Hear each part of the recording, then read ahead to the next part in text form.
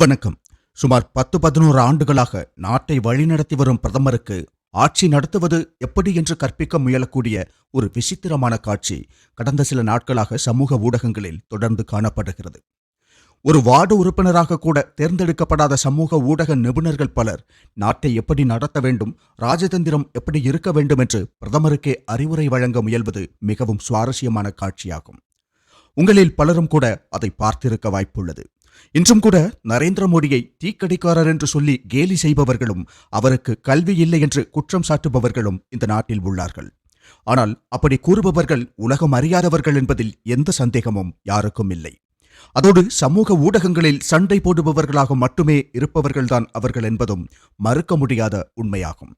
அவர்கள் கேலி செய்யும் அந்த நரேந்திர மோடிதான் 3 முறை இந்தியாவின் பிரதமராக தேர்ந்தெடுக்கப்பட்டு இந்திய வரலாற்றில் மிகவும் சக்தி வாய்ந்த நிர்வாகியாக உலக நாடுகளால் போற்றப்படுகிறார். உலக அரசியல் மேடைகளில் இதற்கு முன்பு எந்த இந்திய பிரதமராலும் இவ்வளவு பெரிய தாக்கத்தை உருவாக்க முடியவில்லை என்பதை யாராலும் மறுக்க முடியாது. இந்திரா காந்தி சக்தி வாய்ந்த தலைவராக இருந்தாலும் மேற்கு நாடுகள் அவரை ஒரு நண்பராக அல்ல, பல சமயங்களில் எதிரியாகவே பார்த்தன. ஆனால் தற்போதைய பிரதமர் நரேந்திர மோடி உலக நாடுகள் பரவலாக ஏற்றுக்கொள்ளும் தலைவராக இருப்பது குறிப்பிடத்தக்கதாகும். ஐரோப்பிய நாடுகள் உட்பட பல உலக நாடுகள் அவரது தலைமைத்துவத்தை வெளிப்படையாக பாராட்டியுள்ளன. அவரை ஒரு உலகளாவிய தலைவர் என ஏற்றுக்கொள்ளும் கருத்தும் பல இடங்களில் வெளிப்பட்டுள்ளது. சில ஆய்வாளர்கள் சீன அதிபர் ஷி ஜின்பிங்கிற்கு கூட இல்லாத அளவிலான சர்வதேச மரியாதையும் தாக்கமும் பிரதமர் மோடிக்கு இருப்பதை உறுதி செய்கின்றனர். அமெரிக்காவில் நடைபெற்ற ஒரு விவாதத்தில் கூட உலகில் நடைபெறும் பெரிய போர்களை எல்லாம் முடிவுக்கு கொண்டு வரக்கூடிய முக்கியமான தலைவர்களில் நரேந்திர மோடி மிக முக்கியமானவராக குறிப்பிடப்பட்டார். குறிப்பாக ஈரான் இஸ்ரேல் இடையிலான பதற்ற சூழ்நிலையில் கூட இந்தியாவின் நிலைப்பாடு குறித்து பலரும் கவனமாக பார்த்து வருகிறார்கள். சமீபத்தில் ஈரானின் வெளியுறவு அமைச்சர் தெரிவித்த ஒரு கருத்து உலகின் கவனத்தை பெரிதும் ஈர்த்துள்ளது. முன்பு ரஷ்ய எண்ணெய் வாங்க வேண்டாம் என்று இந்தியாவிற்கு அழுத்தம் கொடுத்த அமெரிக்காவே இன்று இந்தியாவிடம் அதே விஷயத்தில் மென்மையான அணுகுமுறையை எடுத்துள்ளதாக அவர் கூறினார். மேலும் ஈரான் இந்தியா தங்களின் நட்பு நாடு என்பதால் ஹார்முஸ் ஜலசந்தியை இந்திய கப்பல்கள் எந்த தடையுமின்றி கடந்து செல்லலாம் என்று தெரிவித்துள்ளது. ஈரான் அவ்வாறு வெளிப்படையாக சொல்வது ஒரு சிறிய விஷயம் அல்ல என்பதை புரிந்து கொள்ள வேண்டும். அதன் பின்னணியில் இந்தியாவின் ராஜதந்திர திறன் மற்றும் தற்போதைய அரசின் வெளிநாட்டு கொள்கை காரணமாக உள்ளதென்று பலரும் கூறுகின்றனர். முன்பு இந்திய பிரதமர்கள் பலர் இஸ்ரேலுக்கு நேரடியாக செல்ல தயங்கிய காலம் இருந்தது. அதற்கு காரணம் இஸ்ரேலை வெளிப்படையாக ஆதரித்தால் வளைகுடா நாடுகளும் இஸ்லாமிய உலகமும் இந்தியாவுடன் உறவை முறித்துக் கொள்ளக்கூடும் என்ற அச்சம்தான். காங்கிரஸ் ஆட்சி காலங்களில் இஸ்ரேலுடன் சில ஒத்துழைப்புகள் இருந்தாலும் வெளிப்படையான உறவை உருவாக்குவதில் தயக்கம் இருந்தது. ஆனால் நரேந்திர மோடி தலைமையிலான அரசு அத்தகைய தயக்கம் காட்டவில்லை. அவர் ஒரே நேரத்தில் இஸ்ரேல், ஐக்கிய அரபு அமீரகம், சவுதி அரேபியா, கத்தார் மற்றும் ஈரான் போன்ற நாடுகளுடன் உறவை வலுப்படுத்தினார். அந்த நாடுகள் பலவும் அவருக்கு தங்களின் உயரிய குடிமக்கள் விருதை வழங்கி மரியாதை செய்துள்ளன. முன்னர் எந்த இந்திய தலைவருக்கும் கிடைக்காத அளவிலான அங்கீகாரம் அவருக்கு கிடைத்துள்ளது. சிலர் அதை இந்தியாவின் பிரதமர் என்பதால் கிடைத்த மரியாதை என்று கூறுவார்கள். ஆனால் இந்தியாவிற்கு இதற்கு முன்பும் பல பிரதமர்கள் இருந்துள்ளார்கள். அவர்களுக்கெல்லாம் ஏன் இந்தியாவின் பிரதமர் என்பதால் அந்த மரியாதை கிடைத்திருக்கவில்லை என்பது முக்கியமான ஒரு கேள்வியாகும். நரேந்திர மோடி 30க்கும் மேற்பட்ட நாடுகளிடமிருந்து உயரிய குடிமக்கள் விருதுகளை பெற்றுள்ளார்.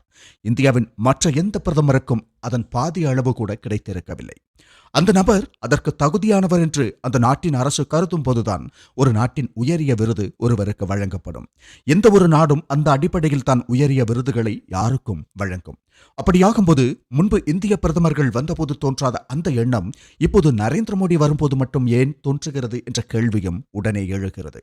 அதை புரிந்து கொள்ள வேண்டுமெனில் அவரது தலைமைத்துவ பாணி, அவரின் அரசியல் வலிமை, உலக நாடுகளுடன் அவர் உருவாக்கிய உறவுகள் மற்றும் இந்தியாவின் தற்போதைய சர்வதேச தாக்கம் ஆகியவற்றை தெளிவாக புரிந்து கொள்ள வேண்டும்.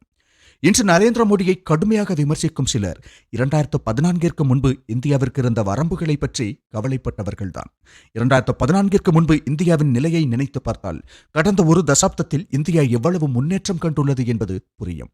இன்று இந்தியா உலகின் முக்கிய பொருளாதார சக்திகளில் ஒன்றாக வளர்ந்துள்ளது.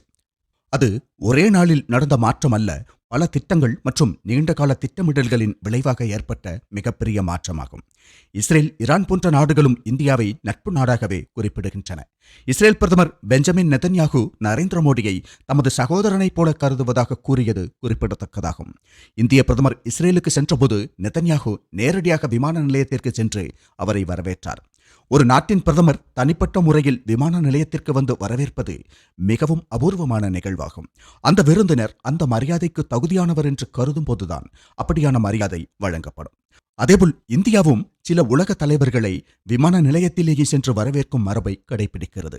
உதாரணமாக அமெரிக்கா, ரஷ்யா அல்லது ஐக்கிய அரபு அமீரகம் போன்ற நாடுகளின் முக்கிய தலைவர்கள் இந்தியா வரும்போது அந்த மரியாதை வழங்கப்படுகிறது. அது நாடுகளுக்கு இடையேயான உறவின் வலிமையை காட்டுவதாகும். அதுபோலவே உலக அரசியலில் நடக்கும் பல நிகழ்வுகளை புரிந்து கொள்ளும் போது நாடுகள் தங்களின் சொந்த நலன்களை அடிப்படையாக கொண்டு செயல்படுகின்றன என்பதை புரிந்து கொள்ள வேண்டும். சிலர் அமெரிக்காவை ஆதரிக்கின்றனர், சிலர் இஸ்ரேலை ஆதரிக்கின்றனர், வேறு சிலர் ஈரானை ஆதரிக்கின்றனர்.